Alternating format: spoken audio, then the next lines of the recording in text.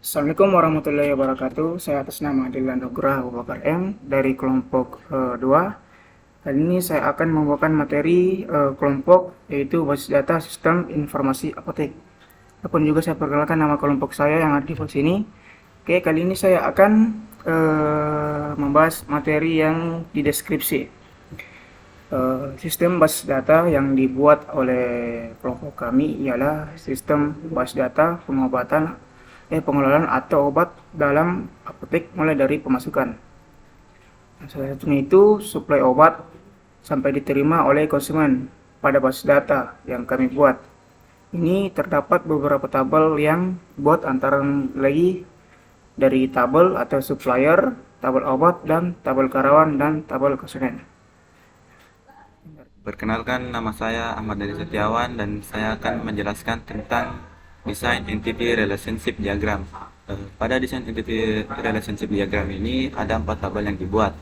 Pertama ada tabel supplier, tabel karyawan, tabel data obat, dan tabel konsumen. Dan pada tabel supplier terdiri dari beberapa atribut. Yang pertama ada kode supplier, nama supplier, alamat supplier, dan nama obat.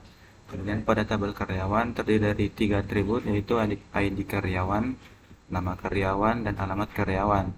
Kemudian tabel data obat memiliki 5 atribut, yaitu kode obat, nama obat, stok obat, harga masuk, dan harga keluar.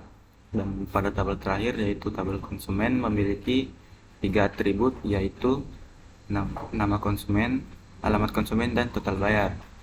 Pada tabel supplier memiliki hubungan dengan karyawan, yaitu karyawan memiliki kode supplier. Kemudian pada tabel supplier memiliki hubungan data obat, yaitu data obat mengambil nama obat dari supplier. Kemudian data obat memiliki hubungan dengan tabel karyawan, yaitu di mana karyawan memiliki kode obat. Dan yang terakhir, data obat memiliki hubungan dengan konsumen, yaitu konsumen mengambil data obat, mengambil kode obat yang dia butuhkan. Assalamualaikum warahmatullahi wabarakatuh. Perkenalkan, nama saya Muharni. Pada video kali ini saya akan menjelaskan tentang kamus data. Nah, yang pertama itu adalah rancangan tabel data obat. Nah, di mana pada tabel data obat ini merupakan tabel untuk menyimpan data-data obat yang telah dikelola oleh karyawan.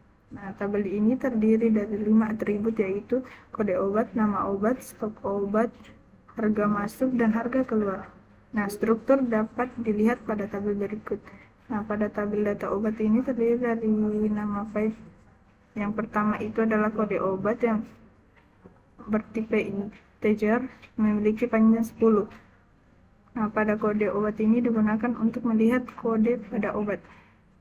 Nah, yang kedua itu adalah nama obat yang bertipe varchar dengan memiliki panjang 20. Nah, pada nama obat ini digunakan untuk melihat nama pada obat. Yang ketiga itu adalah stok obat yang bertipe integer dan memiliki panjang 4. Nah, yang digunakan untuk melihat stok pada obat. Nah, yang keempat itu adalah harga masuk yang bertipe integer dengan memiliki panjang 8, yang digunakan untuk melihat harga obat yang masuk. Nah, yang kelima itu adalah harga keluar yang bertipe integer yang memiliki panjang 8, yang digunakan untuk melihat harga obat yang keluar. Nah, yang kedua itu adalah rancangan tabel karyawan. Pada tabel karyawan ini merupakan tabel untuk menyimpan data para karyawan yang bekerja di apotek. Tabel ini terdiri dari 3 atribut, yaitu ID karyawan, nama karyawan, dan alamat karyawan. Struktur tabel dapat dilihat pada tabel berikut atau pada tabel di bawah ini, di mana pada tabel karyawan itu terdiri dari ID karyawan yang bertipe integer memiliki panjang 5, dan di mana digunakan untuk melihat setiap ID untuk karyawan.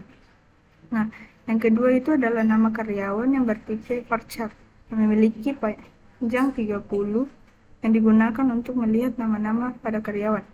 Nah, yang ketiga itu adalah alamat karyawan yang bertipe integer yang memiliki panjang 30, yang dimana digunakan untuk melihat alamat pada setiap karyawan. Assalamualaikum warahmatullahi wabarakatuh.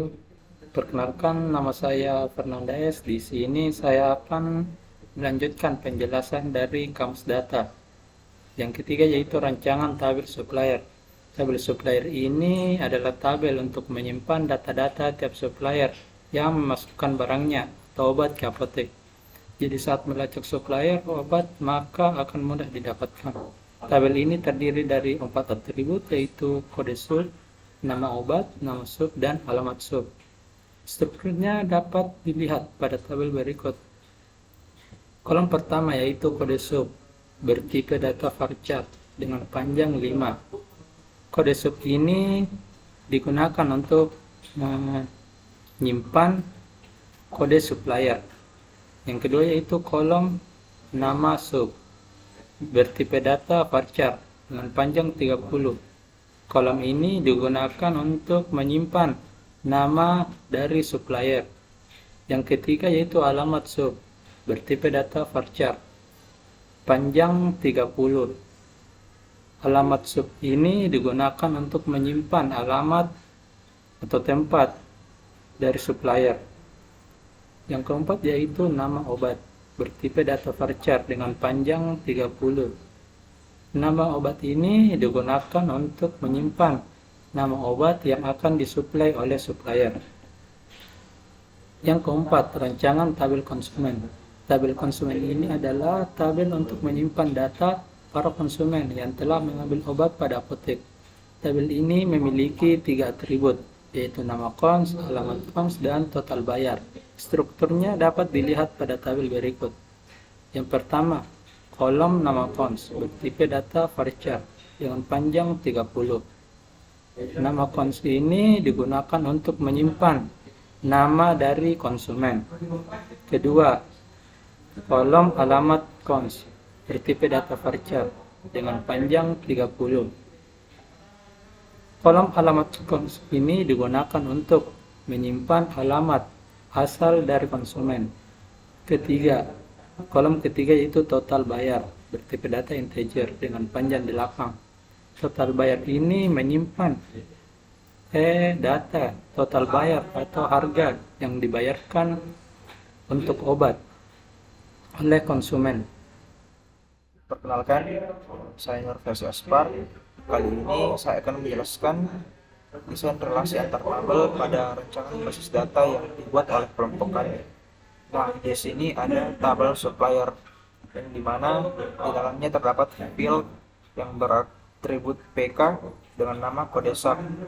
Nah, di sini dihubungkan ke tabel karyawan dan diambil dengan datanya diambil dengan menggunakan foreign key untuk field kode supplier. Untuk tabel karyawan di sini dihubungkan dengan tabel data obat. Untuk tabel karyawan di sini diambil field dari tabel data obat yang diprimerikan bernama kode obat. Selanjutnya pada tabel data obat di sini terdapat primary key dengan nama kode obat dan mengambil data dari tabel supplier yaitu field nama obat. Selanjutnya ada tabel konsumen yang dimana dalamnya ada foreign key yang mengambil data dari tabel data obat yaitu kode obat, di mana itu adalah primary key dari dari tabel data obat. Jadi mungkin itu saja penjelasan dari saya mengenai desain relasi antar tabel. Sekian untuk penjelasan dari kelompok kami. Kurang dan lebihnya mohon dimaafkan. Sekian. Wassalamualaikum warahmatullahi wabarakatuh.